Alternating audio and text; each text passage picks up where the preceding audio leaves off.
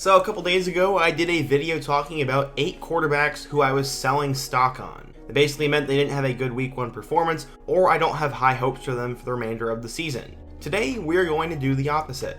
I'm going to talk about 8 quarterbacks that I am buying stock on who have taken over college football pretty quickly and look like they're going to have big time season. But before we can get into it, nearly 80% of you guys are not subscribed, and we're on the road to 100K, so be sure to hit that subscribe button, smash that like button for the algorithm, and turn on notifications so you never miss when I upload. Now, let's talk about some quarterbacks.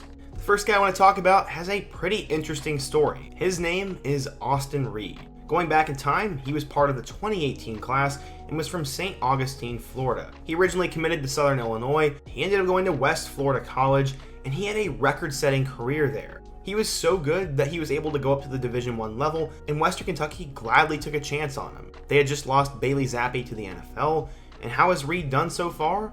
Well, through 2 games, he's doing pretty good. So far, he's passed for 550 yards with 7 touchdowns and only 2 interceptions, and he is top 5 in both yards and scores. Yes, he has played an extra game than most quarterbacks, but right now, Austin Reed looks like a great replacement to Bailey Zappi, and he looks pretty good out there. Good for him.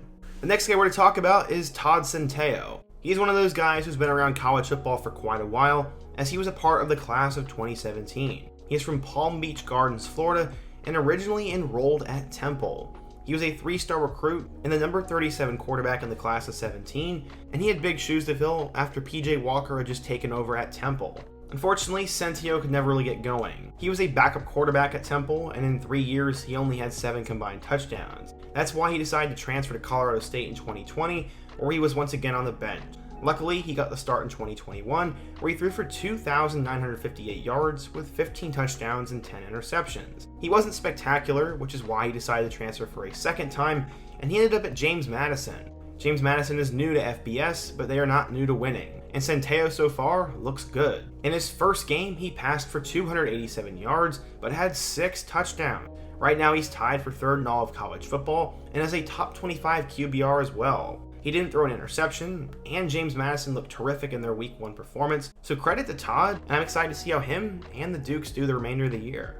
Up next, we get to the mighty SEC, and we're going to talk about Mississippi State quarterback Will Rogers. A lot of you guys are probably familiar with him, and in my honest opinion, I think he's the most underrated quarterback in the SEC, and he's starting out this season on a tear. Coming out of Brandon High School in Mississippi, Rogers decided to enroll and join Mike Leach at Mississippi State. He was a number 24 pro-style quarterback in the country and was a top 700 3-star recruit. Expectations weren't ultra high for him, but after KJ Costello cooled off, Will Rogers got an opportunity to play as a freshman. Rogers passed for 1,976 yards with 11 touchdowns and 7 picks. Because of that, he beat out Jack Abraham in 2021 and threw for 4,739 yards with 36 touchdowns and only 9 interceptions. He became one of the top statistical quarterbacks in the SEC, but many were expecting him to take a big jump this year and win more games. Right now, he's winning and putting up big stats. In his first game, he threw for 450 yards with 5 touchdowns and 1 interception, and he's top 10 in yards and touchdowns right now.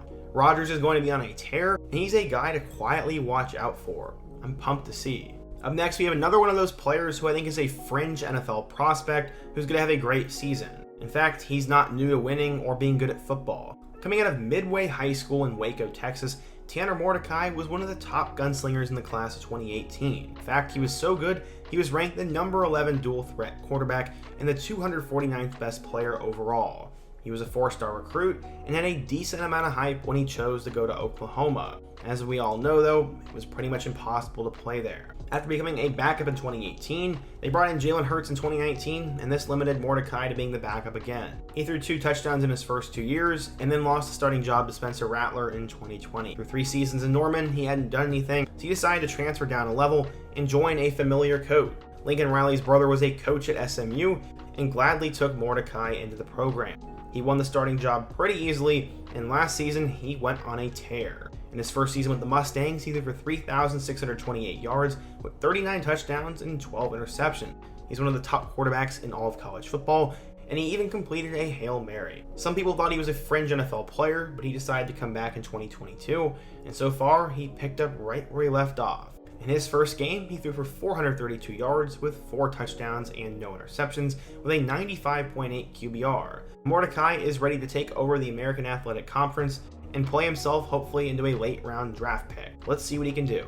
Michael Penix Jr. has been mentioned many times on this channel. I'm a big Indiana football fan, and I was also a huge Mike Penix fan. Coming out of Tampa Bay Tech High School, Penix was a 3-star recruit. Because of that, Penix decided to go to Indiana, where the 3-star recruit had a lot of hype. He was the number 21 pro-style quarterback in the country and was ranked a top 550 player nationally. He arrived to Indiana with a lot of hype, and after playing in one game in 2018, he took over as a starter in 2019. He had a couple of great games before he went down with an injury. 2020 would be Penix's best season as he threw for 1,645 yards with 14 touchdowns. He's a guy who could sling the rock, was winning games, and everything was going for him until he got hurt again. Because of that, he was rushed back to play in 2021, and he had a disastrous season. He threw for 4 touchdowns and 7 interceptions as Indiana went 2-10 and everyone forgot about him. He decided to transfer over to Washington to play for his former offensive coordinator Kalen DeBoer, and Penix ended up beating out Sam Heward and Dylan Morris for the starting job. How did he do in his first game? Well, he looked terrific. He threw for 345 yards with 4 touchdowns and no interception. Both the touchdown and interception number is top 10 in the country, and he looks like he's back to his old self, and I am buying stock in Michael Penix Jr. Things are about to get real interesting in Lubbock. At the beginning of the year, Tyler Shuck was named the starting quarterback, but he went down with an injury for the 2nd straight season. So who would take over at quarterback? Well, it was a guy by the name of Donovan Smith. Coming out of Friendship High School in Texas, Smith was a part of the class of 2020. He was a 3-star recruit and a number 50 athlete, and he decided to commit to Matt Wells at Texas Tech. For a while, some didn't know what position he would play, but he ended up playing quarterback. In 2021 last year, Smith played in a couple of games as he threw for 1,181 yards with 7 touchdowns and 2 picks. The numbers were alright, but it was not going to be good enough to hold off Shuck, as new offensive coordinator Zach Kittley was coming over from Western Kentucky. He's looking to have one of the best offenses in the Big 12, and that's why he picked Shuck to be his guy. But then, as I said, he got hurt. Donovan Smith would be forced into the game, and how did he do? Well, he looked really good. He went 14 of 16 for 221 yards and 4 touchdowns. He completed 88% of his passes and was extremely efficient, looked comfortable, and there's a good chance he takes over that starting job. As long as he's putting up points, scoring touchdowns, and winning games, there'll be no reason for Shuck to be put ahead of him. I'm buying stock in Donovan Smith. Up next, we have John Rice Plumlee.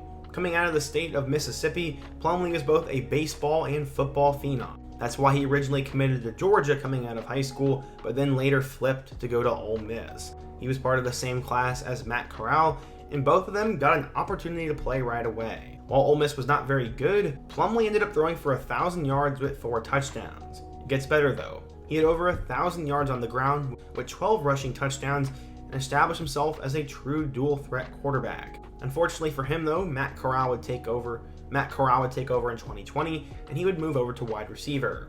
After becoming a backup in 2021, he decided he was going to go somewhere he could play and transferred to Gus Malzahn at UCF. He beat out Mikey Keene for the starting job. So far, he looked pretty good in his UCF debut. He went 20 of 31 for 308 yards and 4 touchdowns, and also had 86 yards and a score on the ground. He did a little bit of everything for UCF in week 1, and he's been a guy I've been high on for a long time, so I am buying tons of John Rice Plumlee stock.